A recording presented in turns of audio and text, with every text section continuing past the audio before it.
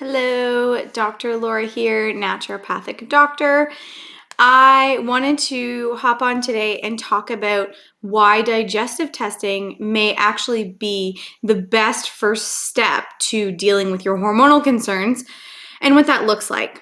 So, in my practice with my clients, one of the digestive tests that I run the most frequently is called the GI map test. So I just want to circle back and talk a little bit about why it is important, and then we'll talk a little bit about that test and the valuable information it can actually provide when it's coming to your hormones and creating a treatment plan that makes sense for you. The first thing is looking at and understanding how our hormones are actually processed. So when we look at how our body processes and handles hormones, our body gets rid of our hormones in two ways. So there are two pathways in which the hormones have to go in order to be properly processed and excreted. And so the first place our hormones go is through our liver. Our liver breaks them down into pieces, and then we basically take those pieces and get ready for them to kind of shape up and ship out. The second spot our hormones go is to our digestive system. Not many people know that our hormones are actually excreted through our bowels. So when I'm talking to a patient who has hormonal concerns, whether it's a thyroid issue or there's fertility concerns or they have endometriosis or they're in perimenopause, I'm asking them about their digestion. And if they're only having a bowel movement every couple days, it doesn't matter if that's normal for them, that is not normal. We need to be getting rid of all of our toxins, not to mention all of the other implications not having regular digestion can have. So I mean skin issues, fatigue, hair loss, thyroid concerns, autoimmune diseases. We know the gut plays a role in so many different things. But when it specifically comes to those hormonal concerns that we are dealing with and we are treating, it's really important to understand that our hormones are processed through our gut.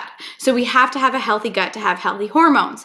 And you can take any supplement in the world for your period problems. Maybe you read curcumin is good, or maybe you read that you should take DIM, or maybe you're taking licorice or NAC, or the possibilities are endless.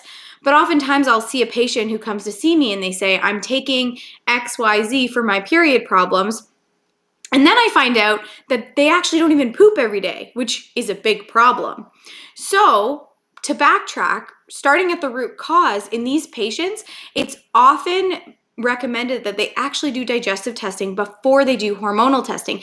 And from my experience working with clients, what happens is once we get their digestion in order, once we actually find the root cause of their digestive concerns and we can actually treat that, I notice major improvements in their hormonal concerns. Now, it doesn't always fix everything, but it certainly sets us up at a level where we decide whether or not we need to dive deeper. So some patients will need to get that hormone testing, and some patients actually don't need it because we've dealt with the root cause, which in fact was their digestion.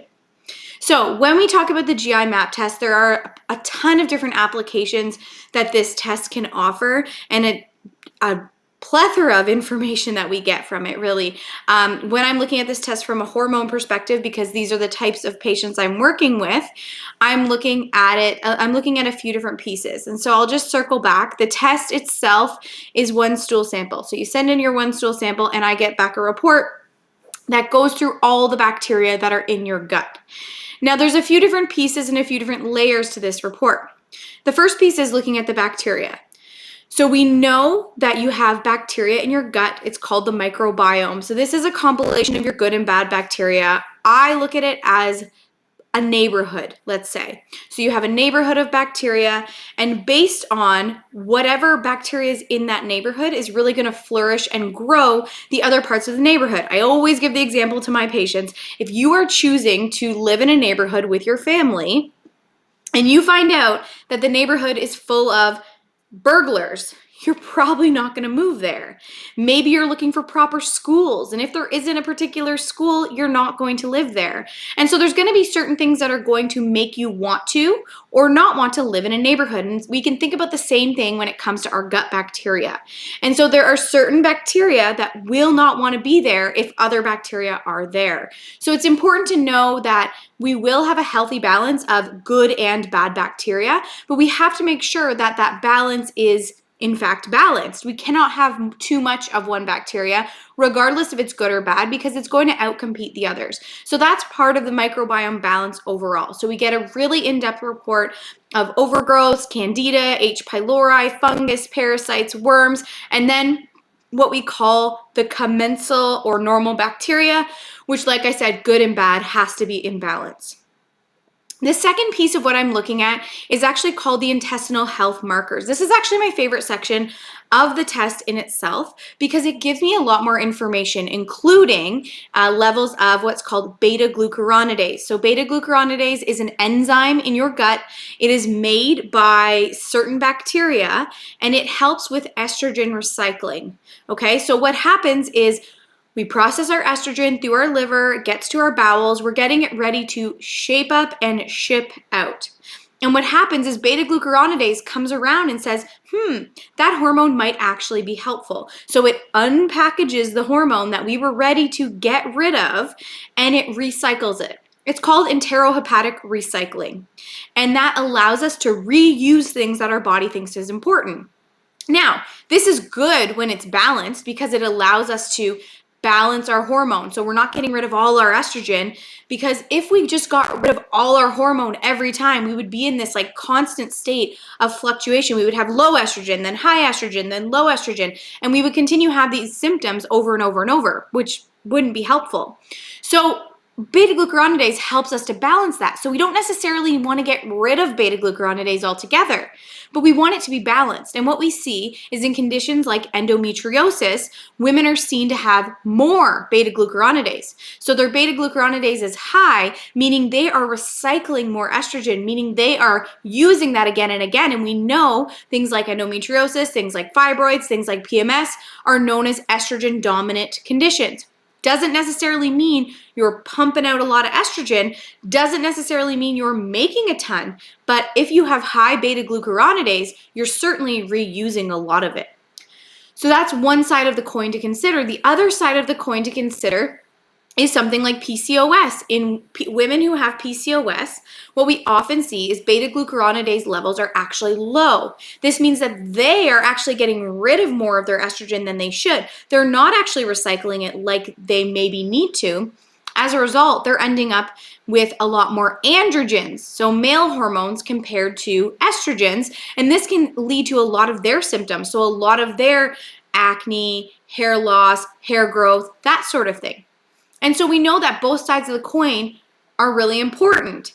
And this is why I like testing for beta-glucuronidase before I'm going to go ahead and put someone on a supplement. Typically, a supplement I may put someone on if they have high beta-glucuronidase is called calcium D-glucarate. But in the event that their levels aren't too high, I don't want to bring it down. I don't want it to be too low. And then we swing them into the other side of hormonal imbalance. So it's all about balance when it comes to that. Other features that you can find on the GI map test that I love using when it comes to my hormone patients are, number one, we have a marker that's called elastase, which looks at the level of stomach acid that you're creating. Why is stomach acid important? Well, we know that digestive function requires stomach acid. We need to digest and absorb nutrients. If we do not have enough stomach acid, we may have heartburn. If we do not have enough stomach acid, we're not going to be able to break down those capsules. So if you're taking any sort of supplements, and you don't have stomach acid, you're probably not gonna be able to break them down and absorb them. So we can throw all the hormone healthy supplements at you, but you're probably not gonna use them all. So looking at stomach acid is important. Looking at things like anti-gliadin IgA. So this is basically an immune system marker to gluten. This is not telling you if you have celiac disease. It does point me in the direction as to whether or not you should be investigated further for possible celiac disease, but this tells me that you have an immune-mediated gluten intolerance. And so this allows me to create dietary interventions that are specific for you. So in that case, removing gluten will be helpful. We know that in women with endometriosis, we're more likely to see celiac disease, and we're more likely to see non-celiac gluten intolerance.